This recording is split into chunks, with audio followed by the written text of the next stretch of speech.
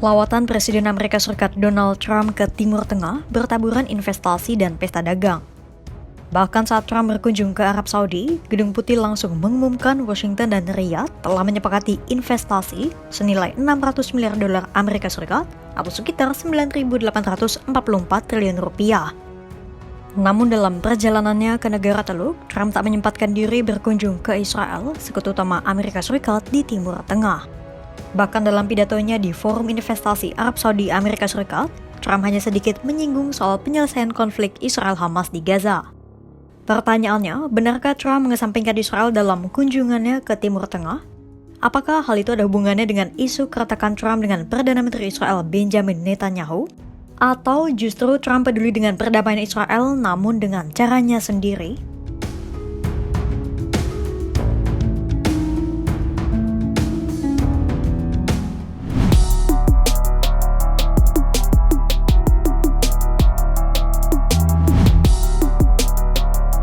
Sebelumnya perlu kita ketahui terlebih dahulu kenapa Trump memilih Arab Saudi sebagai negara pertama yang ia kunjungi.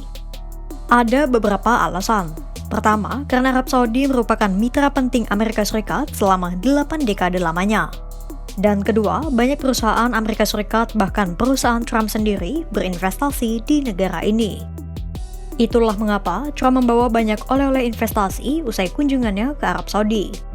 Pada 13 Mei 2025, Gedung Putih mengumumkan Trump telah mencapai kesepakatan investasi dengan Arab Saudi sebesar 600 miliar dolar Amerika Serikat atau setara nyaris 10.000 triliun rupiah. Kesepakatan itu mencakup investasi dari perusahaan Arab Saudi bernama Datavault untuk pusat AI di Amerika Serikat senilai 20 miliar dolar Amerika Serikat. Lalu, investasi sebesar 80 miliar dolar Amerika Serikat dari Google, Datavault, Salesforce, AMD, dan Uber di kedua negara. Lalu, investasi sebesar 2 miliar dolar Amerika Serikat atau sekitar 32 triliun rupiah untuk proyek infrastruktur. 14,2 miliar dolar Amerika Serikat atau sekitar 232 triliun rupiah dan 4,8 miliar dolar Amerika Serikat atau sekitar 78 triliun rupiah di sektor energi dan transportasi. 5,8 miliar dolar Amerika Serikat atau sekitar 95 triliun rupiah di sektor perawatan kesehatan. Sekitar 14 miliar dolar Amerika Serikat atau sekitar 229 triliun rupiah untuk sektor lainnya. Dan yang terbesar adalah kesepakatan penjualan senjata Amerika Serikat ke Arab Saudi sebesar 142 miliar dolar Amerika Serikat atau sekitar 2.329 triliun rupiah. Namun dalam investasi The New York Times, nilai investasi sebenarnya hanya 128 miliar dolar Amerika Serikat atau sekitar 2.102 triliun rupiah. Pasalnya, banyak proyek yang sudah berjalan sejak era Presiden Barack Obama. Dan juga sebagian besar investasi baru berupa MOU atau Letter of Intent, bukan komitmen nyata. Dalam pidatonya di depan para investor, Trump lebih banyak menggembar-gemburkan keberhasilan investasi ketimbang solusi nyata perdamaian di Gaza. Namun, ada pihak yang menduga ini adalah strategi Trump supaya Arab Saudi mau terlibat dalam misi perdamaian Trump. Sebuah rencana besar bertajuk Abraham Accords atau Perjanjian Abraham, serangkaian perjanjian normalisasi hubungan antara negara Teluk dengan Israel. Seperti apa prospek keterlibatan Arab Saudi dalam Abraham Accords?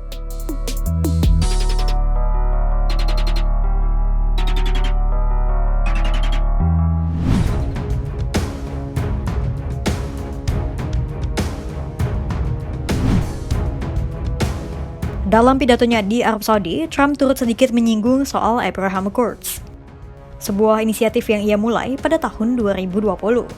Sejauh ini, baru ada 4 negara yang terlibat, Uni Emirat Arab, Sudan, Maroko, dan Bahrain.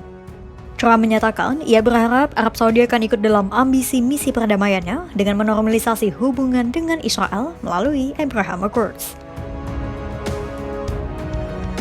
And with the historic Abraham Accords that we're so proud of, all the momentum was aimed at peace, and it aimed very successfully. It's been an amazing thing, the Abraham Accords, and it's my fervent hope, wish, and even my dream that Saudi Arabia, a place I have such respect for, especially over the last fairly short period of time, what you've been able to do, but we'll soon be joining the Abraham Accords. I think it'll be a tremendous tribute to your country.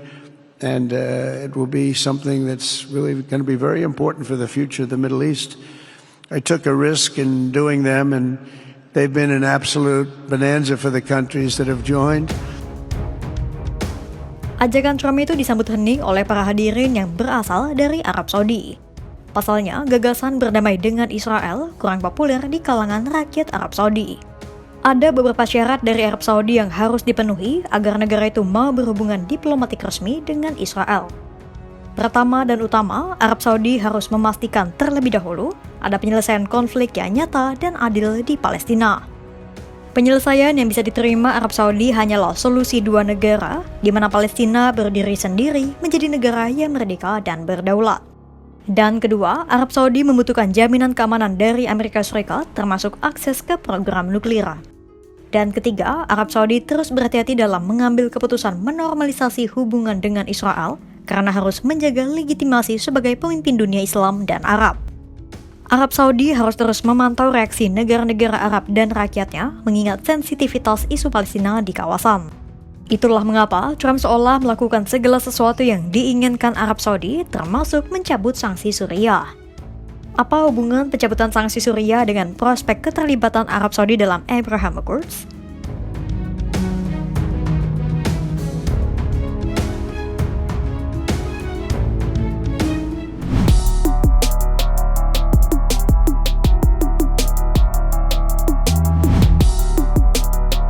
Dalam pidatonya, Trump turut mengumumkan akan mencabut sanksi Amerika Serikat terhadap Suriah.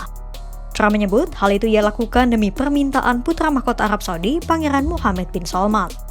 Bahkan pada 14 Mei 2025, Trump menyempatkan diri bertemu dengan Ahmad al-Sharaa, pemimpin baru Suriah sekaligus pemimpin Hayat Tahrir al-Syam yang berhasil menggulingkan rezim Bashar al-Assad. Sebuah pertemuan yang mengejutkan mengingat selama ini Amerika Serikat menetapkan Sharaa sebagai teroris. Amerika Serikat bahkan menawarkan 10 juta dolar Amerika Serikat bagi siapapun yang bisa membawa kepala Sharaa. Namun, siapa sangka pertemuan bersejarah itu akhirnya terjadi juga. Hadir pula Pangeran MBS dengan wajah berseri di samping mereka dan Presiden Turki Recep Tayyip Erdogan melalui sambungan telepon. Trump menyebut Sharaa memiliki potensi dan Suriah memiliki kesempatan untuk membangun kembali negaranya. Itulah mengapa Trump mencabut sanksi atas Suriah yang telah menghancurkan ekonomi negara itu selama puluhan tahun. Tak hanya itu, Trump juga merayu Sharaa untuk mau ikut menandatangani perjanjian Abraham dan melibatkan Suriah dalam misi perdamaian Trump. Sharaa sejatinya telah mengungkapkan ketertarikan untuk bergabung dalam Abraham Accords jauh sebelum pertemuannya dengan Trump. Meski demikian, Sharaa mengaku ia masih harus berfokus terlebih dahulu dalam membangun Suriah yang hancur usai perang saudara selama bertahun lamanya. Terlebih, Sharaa membutuhkan situasi khusus sebelum Suriah bisa menormalisasi hubungan dengan Israel. Sharaa tak merinci apa situasi yang dimaksud. Namun, hal itu nampaknya merujuk pada keinginan Sharaa agar Amerika Serikat dan Eropa mencabut sanksi atas Suriah, serta penarikan pasukan Israel dari dataran tinggi Golan, wilayah perbatasan Israel dan Suriah. Trump pun memahami situasi Suriah dan Sharaa. Pertanyaannya, bagaimana tanggapan Israel atas berbagai manuver Trump?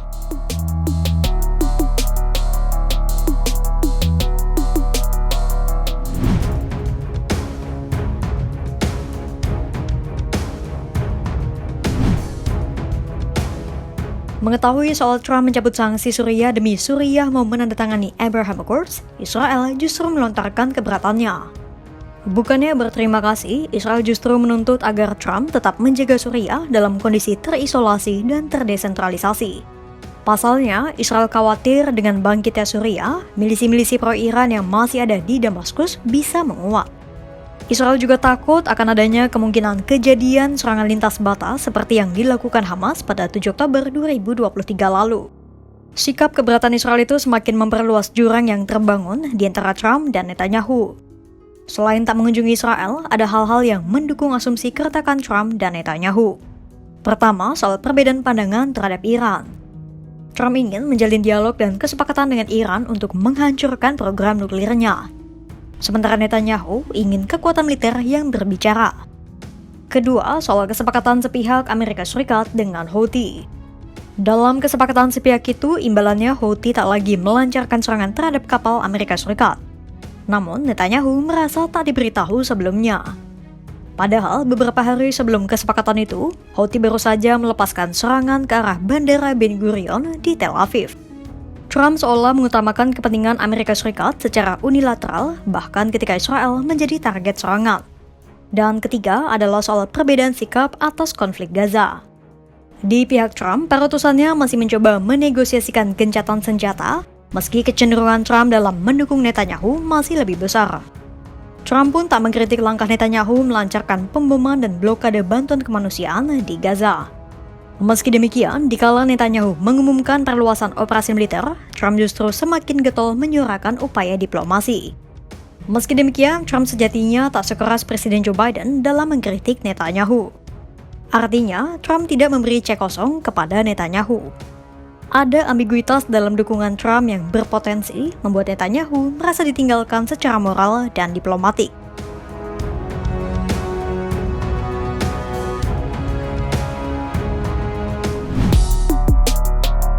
Kunjungan Trump ke Arab Saudi lebih seperti kedatangan seorang pedagang yang pulang dengan koper penuh berisi investasi. Trump tidak begitu menunjukkan Amerika Serikat sebagai pemimpin moralitas dan pembawa perdamaian. Walau Trump turut mengangkat upaya penyelesaian konflik, isu Gaza tak menjadi agenda utama Trump.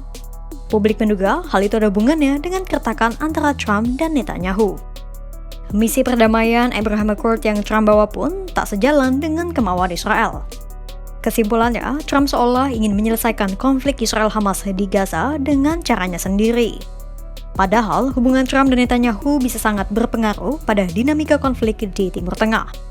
Kira-kira bagaimana nasib penyelesaian konflik Gaza di tangan Trump dan masa depan hubungannya dengan Netanyahu?